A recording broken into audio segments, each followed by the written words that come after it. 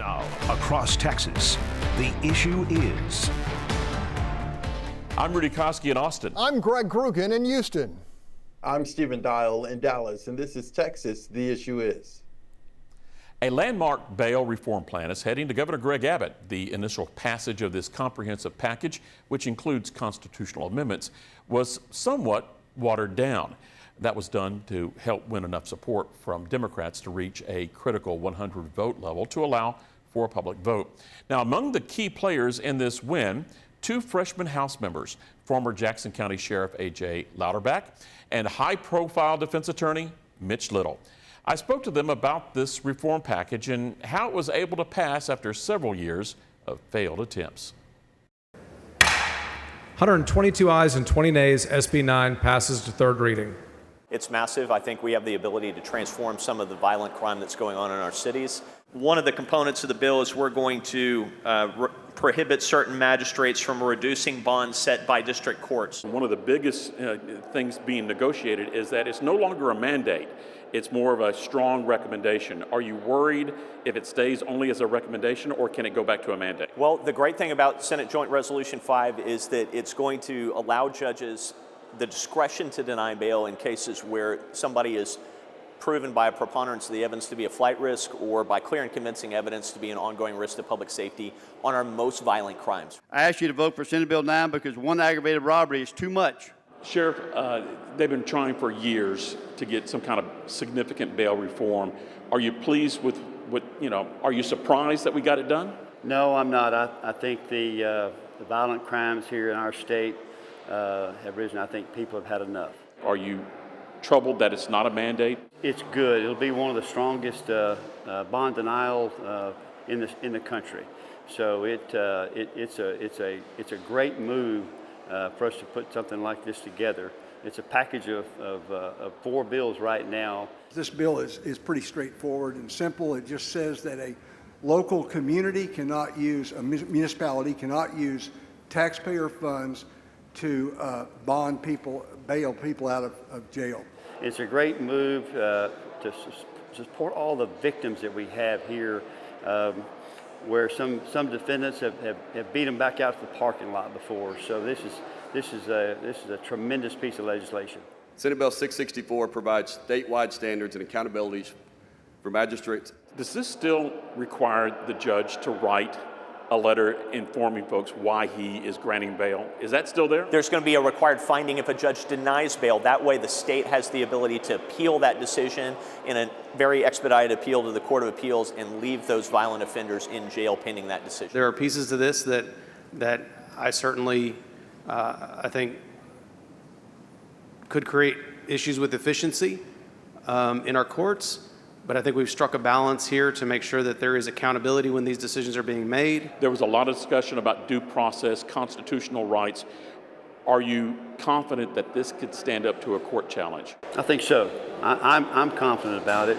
I think the entire country, not just Texas, will look at this very seriously. Bail bills like this throughout the country have been upheld. What we've done in Texas is try to bring it within the confines of the Bail Reform Act of 1984, the federal law. There's no automatic right to bail under federal law. It's just if you are granted bail, it should not be excessive. So we're trying to strike the right balance between denying very serious violent offenders bail and making sure that we do not do violence to civil rights. Will this eliminate the revolving door at jails, or do you think it's still going to be a problem? I think we're going to make substantial headway. I think we're going to end up with the most violent people in jail and judges making more practical decisions on everyone else who's not an ongoing risk to public safety. Well, the word to describe that interview for me is meat grinder, a 2-word noun that I'm hyphenating there. Stephen, what's your word? My word, pressure. Greg, give me a word. Rudy, I'm going to editorialize with my word, hallelujah. All right, well, with that, we'll take a break. And when we come back, the Texas Trio will discuss the big points in this effort to lock down easy bail.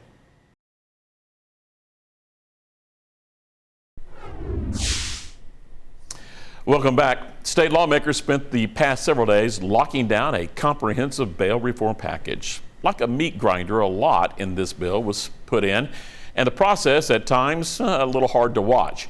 But reform advocates believe they have served up a package that will save lives. Stephen, what are your contacts saying about this? Yeah, I mean, one, they're saying that this was one of the rare times that, the House and Senate, Democrats and Republicans came together on something that was meaningful. And this could and will spur change. I use the word pressure because it's definitely going to put more pressure on judges now. Now, politicians are going to say you have the tools to deny bond in certain cases where you might have felt uncomfortable or said the bond guidelines didn't allow you to do this. So if voters approve that big chunk of it, I think it's going to put a lot of pressure on judges.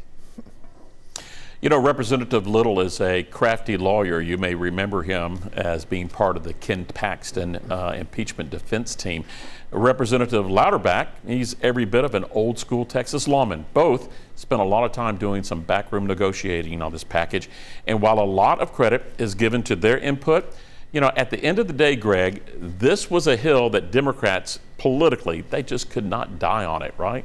Yeah, that's absolutely right, Rudy. Here in Houston, Harris County, there is no issue which looms larger, with at least 200 innocent people murdered over the last 4 years by what I call stone-cold certifiable predators, cut loose on bond by openly progressive judges who time and time again enforce the rights of defendants at the expense of both their victims and pretty much the crime-weary public. My Fox colleague Randy Wallace has spent the better part of 5 years documenting both the judicial overreach and the consequent preventable human carnage. And while the large Democratic delegation here initially fought this bond reform initiative, the sustained, ferocious blowback certain to come from killing this constitutional amendment in the Texas House would almost certainly have cost some of them their safe seats. Soft on crime is not a label any politician wants in Texas, which makes this, as you suggest, a save their own skin move by Democrats who simply could not ignore the lopsided polls. Rudy? Yes, couldn't you see those ads running? Representative Little told me there's no automatic right to bail under federal law, only that if bail is allowed for an individual, it cannot be excessive. Now, I'm not a lawyer. I've played a doctor on the stage, but I'm not a lawyer. Stephen, what are your legal sources saying about that? Yeah, I was about to say I'm not a lawyer either, but we've had to talk about bail a lot here in North Texas just after some recent very viral, very national type stories. And, judges continue to say in court and to us, the media, that bail is not meant to be a punishment. Bail is to ensure that someone will return to court when that court date comes up. And so, yes, Representative Little, and from what I'm hearing from legal experts, there's no, you just can't be excessive. You can't do it to penalize someone. You're doing it to ensure that they will return to court. And so will there possibly be challenges to this? Sure, but it is going to the voters. Voters are approving the language of that big chunk of it, so it'll be an uphill climb for a legal challenge. And speaking of that, the ACLU was against the bail reform effort, the organization holding counter events at locations where Governor Greg Abbott was holding roundtable meetings with crime victims. The ACLU upset that there are people who are in jail because they just can't afford to pay the bail. I anticipate some kind of constitutional rights lawsuit from the ACLU, other groups aligned with the Democratic Party. The part of the package, though, that I'm watching for a possible court challenge is the part that the governor wants, the one that prevents bail for undocumented immigrants. That's still up in the air, Greg, and it's certainly something, don't you think, that the reform advocates can just let go? Yeah, Rudy, given our current president and Republican Congress, I think local jurisdictions setting bond for undocumented criminal defendants will do most of those suspects very little good, even if they can come up with money for bail. ICE holds for non-citizens here illegally will be the standard, automatic, and arguably should be. Now, whether the defendant is charged with capital murder, sexual assault, or even DWI. Here in Houston, bond was set at $10 million each for the two undocumented Venezuelans charged with the abduction, rape, and murder of 12-year-old Jocelyn Nungri. Lots of people, including Jocelyn's mother, were outraged that any bond was set, even an unattainable one. Of course, the backstory in that case is the federal immigration hold. So to answer your question, victim advocates say Texans as a whole should decide whether undocumented defendants get bail in this state, and they are pretty darn certain how that vote would go. All right, okay, guys, we'll end it with that. Yeah, coming up, we're going to talk about another bipartisan bill that passed both chambers, a change to the abortion law.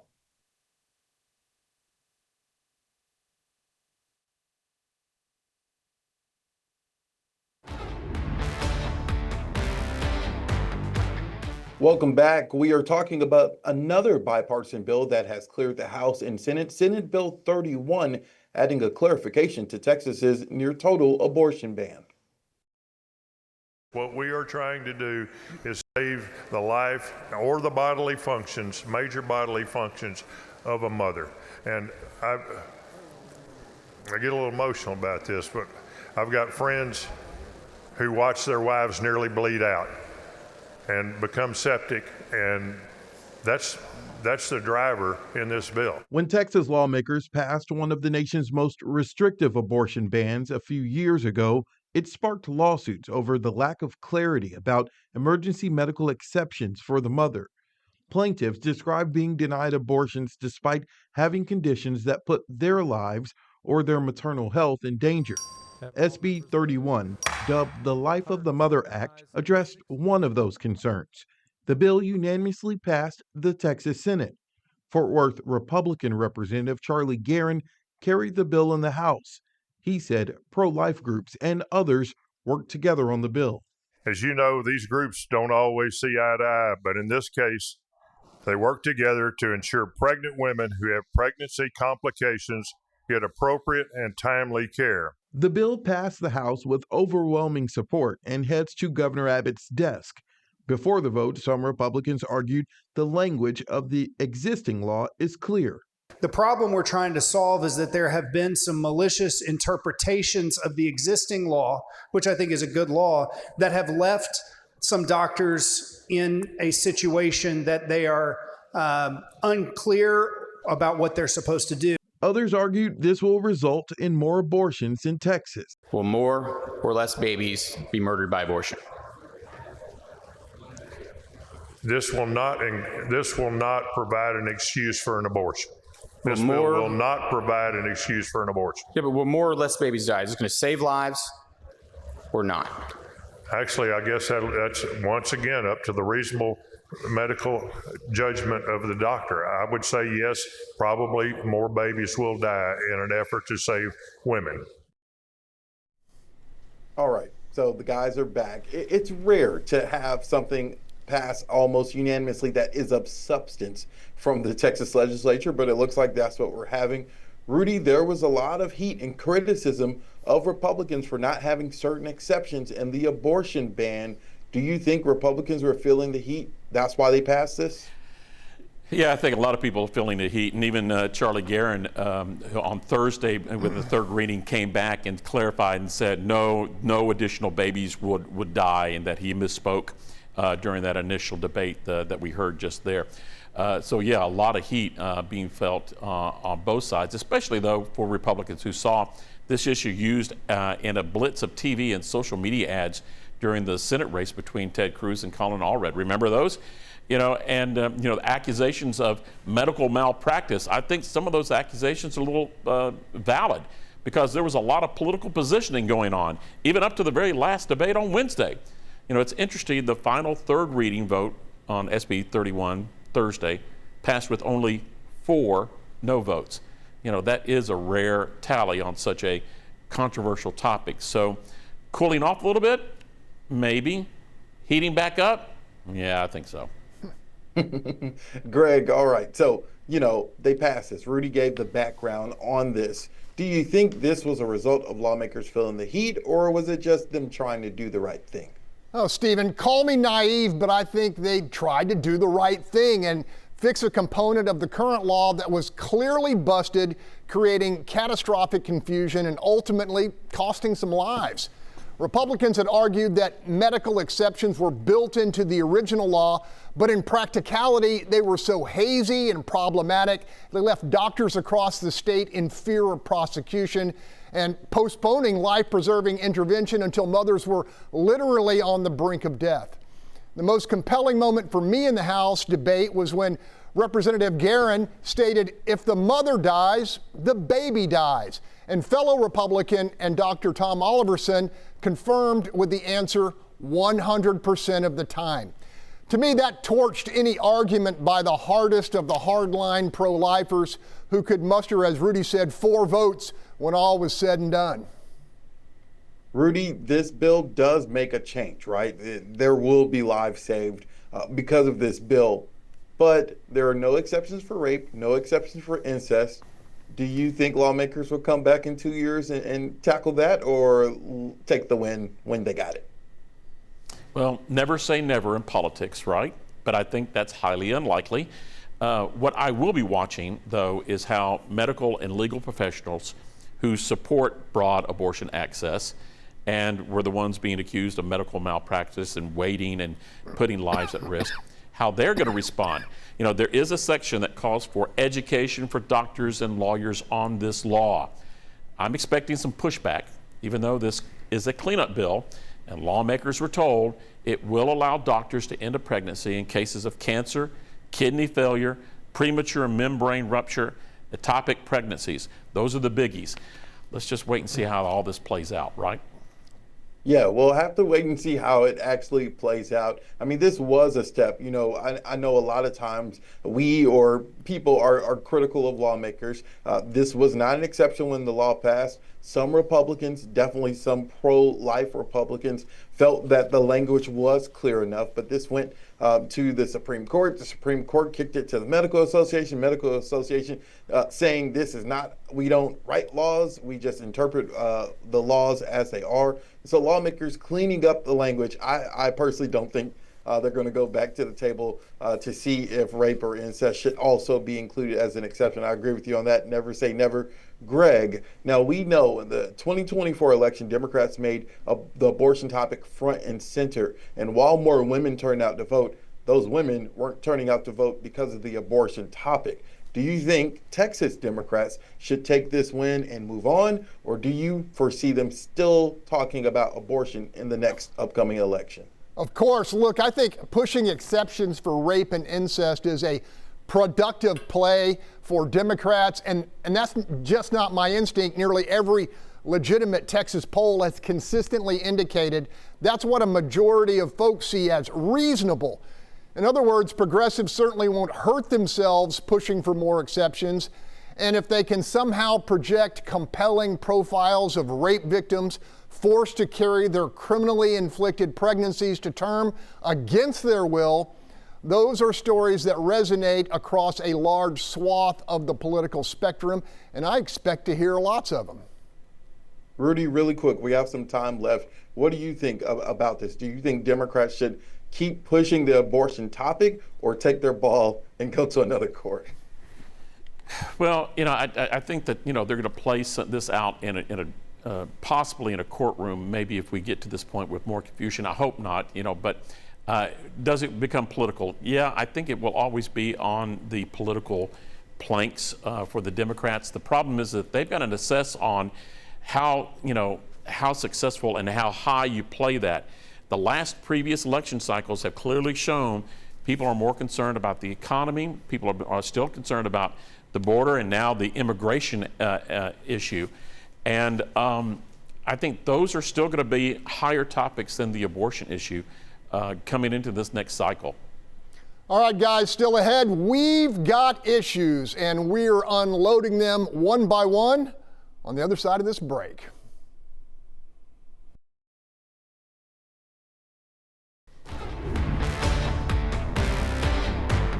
Welcome back. Folks, like all of you, I suspect the Fox Texas trio has issues. And fortunately for us, we have this platform to get them off our chest.